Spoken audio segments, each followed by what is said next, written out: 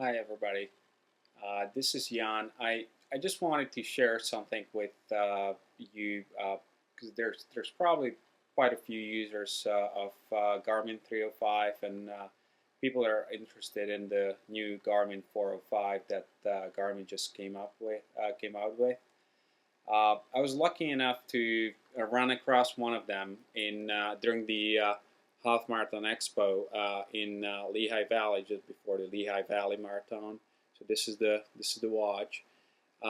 It's really nice and it's really small and it actually helped me achieve my goal in the half. But I'm not going to talk about my goal. I'm actually going to talk about the watch. So you can see that the watch is pretty thick. It has the GPS built in. It's actually built in to the body of the watch, and the body starts right here and goes all the way down here. It's hard plastic. The rest is the regular rubber that you will find on any heart rate monitor that you buy. It's very comfortable actually. When I had it, I ran with it on my other hand. I had my regular heart rate monitor on because I just didn't want to take any chances with a new watch.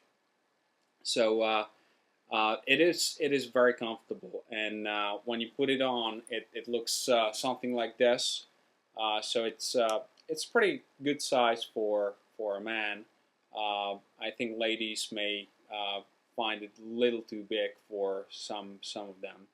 Uh, but anyways, it's a sleek watch, and I wanted to show you this watch in comparison to some other watches that you may find in your drawer or you may be using. So let's start with this one. You probably saw this before. It's a Polar S625X, and this watch actually doesn't do GPS. It has a foot pod, and it has capability to connect to the Polar power meter and the Polar bike accessories.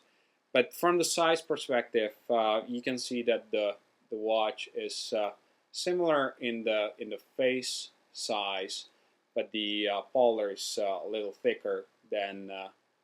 I'm sorry, the Garmin is a little thicker than the Polar. So that's a size comparison with the 625X. I have another watch in here that you may have seen before, and that's the RS800. RS800, it's pretty thin watch, and it's really small. It's very comfortable. I've been using it for over 18 months now, and I like it very much. So you can see that the watch is much smaller. The Polar watch is much smaller than the Garmin. But don't forget, it doesn't contain the GPS. The GPS comes from Polar in this thing that goes on your arm. Let me move it to the camera so you can see it. It's actually pretty big. It's not that heavy. It actually goes pretty nicely on you, and it's not that bad. But considering that Garmin built it into this watch, it's pretty amazing. One other watch that I wanted to show you is this one. Some people may use it. It's the Suunto T6, and again, the watch is thinner than the Garmin, but on the size comparison of the faceplate, it's very similar. So that's a comparison with some of the other watches. In all the watches that I was showing you, you actually don't get the GPS built in. Garmin is the only one that has the GPS built in. So now let's look quickly at how you operate the watch. It has only two buttons on the side, as you can see, and it has some writing on the bezel. So what I'll start with is I'll unlock the watch, bring it from the power saving mode into the mode where I can do something with it.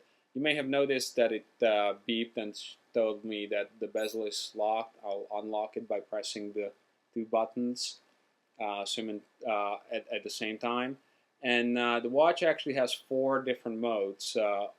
Let's start with the bottom one, which is the menu. It will bring me to the menu, and this is where you put all your settings. You can review your history, set up your training plans, and so on. So this is pretty good way of navigating the watch. And if you use iPod Touch or iPhone, this will be very familiar to you. I'm not moving my arm very quickly, or it's not moving very quickly around. So I actually activated another menu. That's something you will get used to very quickly once you get the watch and once you put it on your arm and not hold it in front of your computer and try to explain how to operate it. It's a little more difficult this way. The other option that you have is to switch on the time and date function, which is a regular function that you would have on for most of the time. Another function is the GPS function. In this menu, you can actually look at how the GPS satellites are being acquired. You can switch on and switch off GPS, and it has some navigation functionality that I haven't had a chance to test yet. So I'm not going to talk about that. And the last but not least is the function for training. So this is the training menu or training function in which you can navigate. Now navigation in this watch is very easy. You just press on the bezel and it switches the function. So you can look at different screens. This is a virtual partner. This is where I can switch on and set the virtual partner pace. And I do that by just moving around the bezel. If I move quickly, it jumps a little quicker. If I move slowly, it goes by ones. So that's pretty interesting, and that's a new way how these things are operated. So you may be asking what you do with the watch when you're running, and it's actually it can be locked. So you can actually use the 2 buttons on the side. We do it this way, and lock the bezel. Now I can touch the bezel and it doesn't do anything until I use the same 2 buttons to unlock it. You can actually do this while running. I had the watch locked during the whole race, just to eliminate any possibility of switching off the GPS by mistake or doing something equally stupid. So this is the watch. One other thing you will get in the package, besides the manuals and the charger, is this little USB stick. The USB stick goes into your PC, and it actually automatically synchronizes with the watch. So what's really cool about this watch is when you finish your training and you come close to your PC, the PC will automatically pull data from your Garmin and sends them automatically to Garmin Connect. It will also send the data into your training center if you have it set up that way. So you can have them locally on the PC and also on the web.